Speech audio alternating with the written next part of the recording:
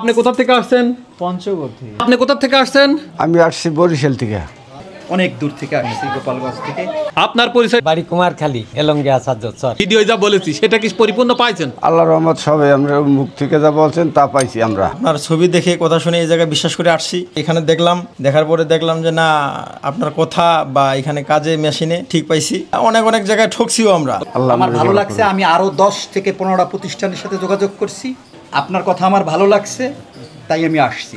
আপনারা জানেন আমি বিভিন্ন সময় বিভিন্ন রকম কৃষিকাজের যন্ত্রপাতির ভিডিওর উপস্থাপন করে থাকি। আমার সামনে দেখছেন এই মেশিনগুলো বিক্রি করি। আজকে দেখতে পাচ্ছেন যে অনেকগুলা মানুষ নিয়ে আমি দাঁড়িয়েছি। জি, এই মানুষগুলা কোথা থেকে আসছে, কি কি মেশিন গ্রহণ করলেন, সেই সব বিষয় নিয়ে বিস্তারিত কথা বলবো। আসসালামু আলাইকুম। ওয়ালাইকুম সালাম। আপনি ভালো আছেন? আলহামদুলিল্লাহ। ভাই আপনি ভালো আছেন? হ্যাঁ, ভালো আছি ভাই। আপনি কোথা থেকে আসছেন? পঞ্চগড় থেকে। আপনার পুরা নাম ঠিকানাটা বলেন। আমার নাম রহিম বাদশা, রামগঞ্জ বিলাসী, চর তিস্তাপাড়া স্থায়ী ঠিকানা। আপনি কোথা থেকে আসছেন? আমি আসছি বরিশাল থেকে।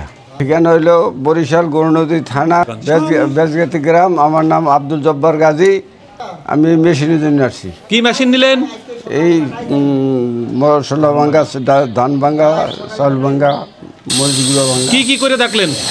গম ভাঙ্গে দেখলাম, ভুট্টো ভাঙ্গে দেখলাম, ধান ভাঙ্গে দেখলাম, হলুদ ভাঙ্গে দেখলাম। আল্লাহর রহমতে ভালোই। ভিডিও যা বলেছি সেটা কি পরিপূর্ণ পাইছেন? আল্লাহর রহমত সবাই আমরা মুখ থেকে যা বলছেন তা পাইছি আমরা। আমি বলি যে 20 থেকে 19.5 হলি দায় আমার। এখন পর্যন্ত হয় না, ব্যবহারের নিশ্চয় তো আমরা নিছি। আপনার কথা বুঝেছি আমরা এবং বিশ্বাস করে নিলাম। ভাই আপনার পরিচয়? আমার নাম শ্রী পবিত্র বর্মন। আমার বাড়ি পঞ্চগড়, দেগমজ থানা, রামগঞ্জ বিলাসী। আমরা ইউটিউবে দেখছি, দেখে আমরাও অনেক জায়গায় দেখছি। তারপর আপনার কথা শুনে, আপনার ছবি দেখে কথা শুনে এই জায়গায় বিশ্বাস করে আসছি। এখানে দেখলাম, দেখার পরে দেখলাম যে না, আপনার কথা বা এখানে কাজে মেশিনে ঠিক পাইছি।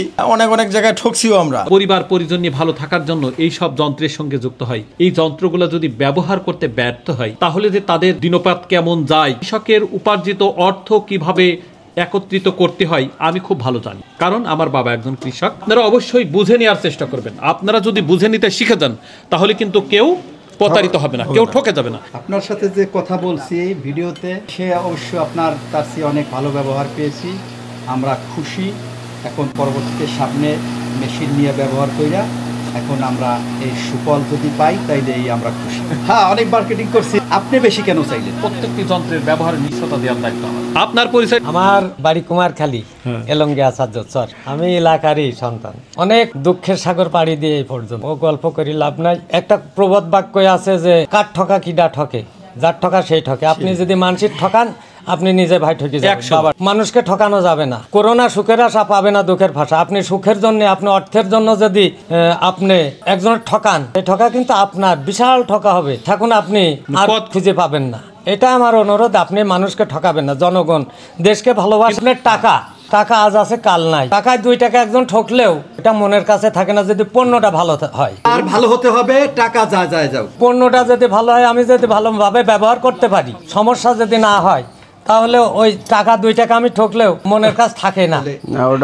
আর যদি আমি পণ্যে যদি ঠকে যাই, ব্যবহার করতে পারলাম না, তখন অভিশাপ আপনি হয়ে যাবে। মানুষের অভিশাপ তো তার রাজার রাজ্যও থাকে না। আমি তো একজন সাধারণ মানুষ।